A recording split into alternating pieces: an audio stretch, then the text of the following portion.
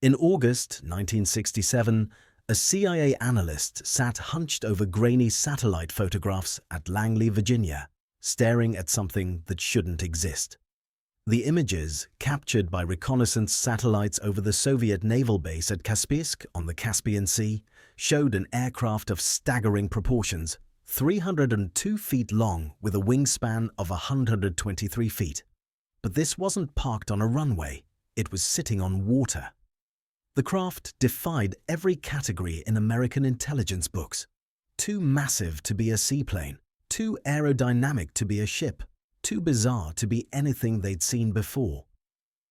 Baffled analysts scribbled a designation on the classified file: Caspian Sea Monster. It was a name born from confusion, not understanding. What American spies had discovered was the KM Ekranoplan, and it represented one of the most ambitious and ultimately doomed engineering projects of the Cold War.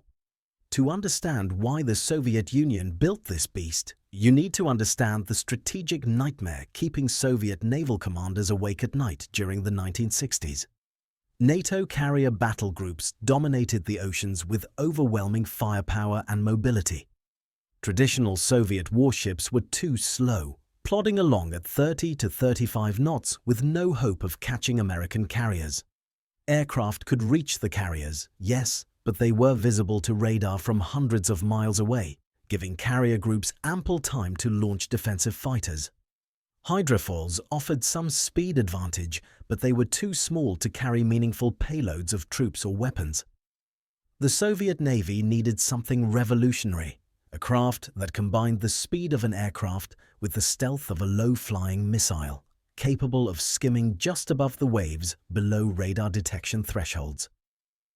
Enter Rostislav Alexeyev, chief designer at the Central Hydrofoil Design Bureau. Born in 1916, Alexeyev had spent decades perfecting hydrofoil technology, but by the early 1960s he'd become obsessed with a more radical concept: the Ekranoplan, or screen glider. The principle was elegantly simple yet fiendishly difficult to execute. When a large wing travels close to a surface, in this case water, the air beneath it gets compressed into a cushion that dramatically increases lift. This ground effect allows a vehicle to fly on this cushion of compressed air, hovering just 10 to 20 feet above the waves. The advantages were extraordinary: speeds exceeding 400 miles per hour, altitudes too low for most radar systems, and the ability to carry enormous payloads that would cripple any normal aircraft. Alexeyev convinced Soviet leadership that an Ekranoplan could reach NATO carrier groups before they even knew it was coming. Construction of the KM, the initials stood for Korabl Maket, or ship prototype, began at the Redsormovo plant in Gorky, now known as Nizhny Novgorod. The specifications were staggering even by modern standards. The final craft measured 92 meters in length with a wingspan of 37.6 meters. At maximum takeoff weight, it tipped the scales at 544 metric tons, making it the heaviest aircraft in the world from 1966 until the An-225 Mriya took that crown in 1988. To generate the monstrous thrust needed to lift this Leviathan, Soviet engineers mounted 10 Dobrynin VD7 turbojet engines on the craft's frame. 8 were positioned on the canard wing near the nose, providing the massive burst of thrust needed for takeoff. 2 more sat on the tail for cruise flight. Each engine produced 28,670 pounds of thrust. At cruise speed, the KM could sustain 430 kilometers per hour, 267 miles per hour, with a maximum velocity of 500 kilometers per hour, or 311 miles per hour. It operated at altitudes between 5 and 10 meters above the water's surface, riding that cushion of compressed air like a hovercraft made of metal and ambition. The KM was so enormous that it couldn't be flown from Gorky to the Caspian Sea. Instead, on June 22, 1966, Soviet engineers towed the partially disassembled craft down the Volga River under cover of darkness, draped in camouflage netting to hide it from prying eyes. After reaching Kaspiysk, The Ekranoplan was reassembled at the Naval Testing Facility.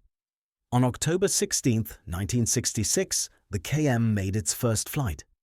Test pilot Vladimir Loginov was officially listed at the controls, but in an extraordinary breach of Soviet protocol, Rostislav Alexeyev himself actually piloted the craft.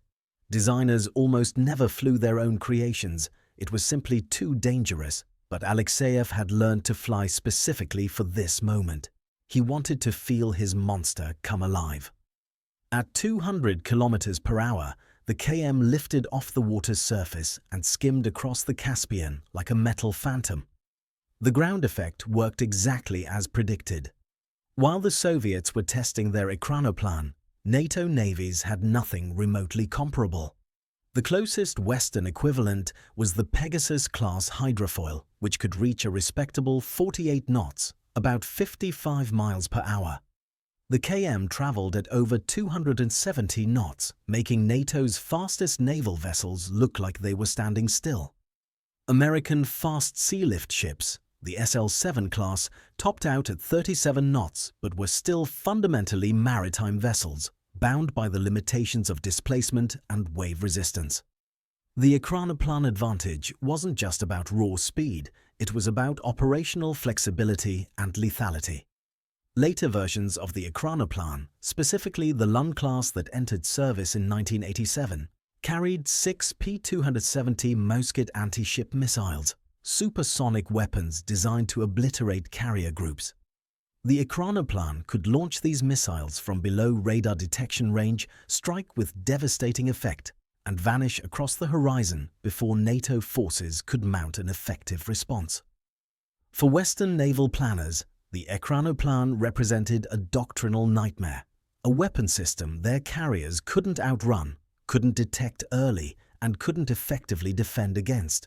But for all its impressive capabilities, the KM carried within it the seeds of its own destruction. Ekranoplans were exquisitely sensitive to sea conditions. They could only operate in sea state 3 or below, meaning wave heights under 1.2 meters. Anything rougher than that, and the ground effect became unpredictable, destabilizing the craft. Storms grounded the entire concept. Worse, the combination of saltwater spray and 300-mile-per-hour airspeeds wreaked havoc on the engines. Corrosion ate through components at an alarming rate, requiring constant maintenance that Soviet logistics struggled to provide. The KM also suffered from poor maneuverability. It couldn't operate near coastlines or around other vessels without risking collision. It was a weapon designed for the open ocean, but only under perfect conditions. Rostislav Alexeyev never saw his creation fulfill its potential. In February 1980, while dragging a new Ekranoplan model onto a frozen lake for testing, he suffered a hemorrhage.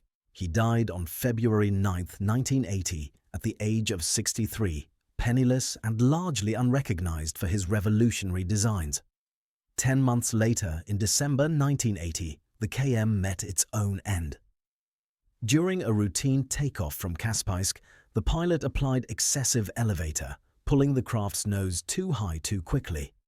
The KM climbed higher than its operational altitude, lost the ground effect cushion that kept it aloft, and stalled.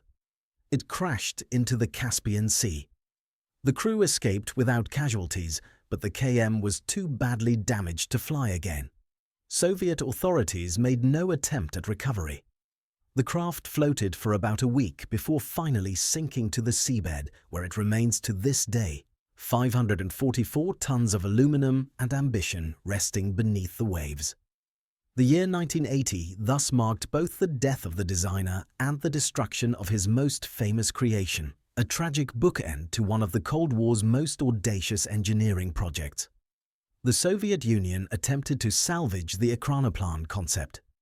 The Lund-class Ekranoplan entered operational service in 1987, armed with those 6 Moskit missiles and designated as the world's only ground effect warship.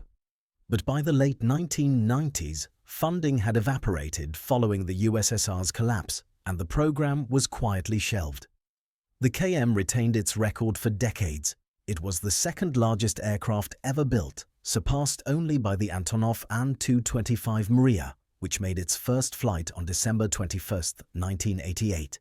Yet the Ekranoplan concept refuses to die.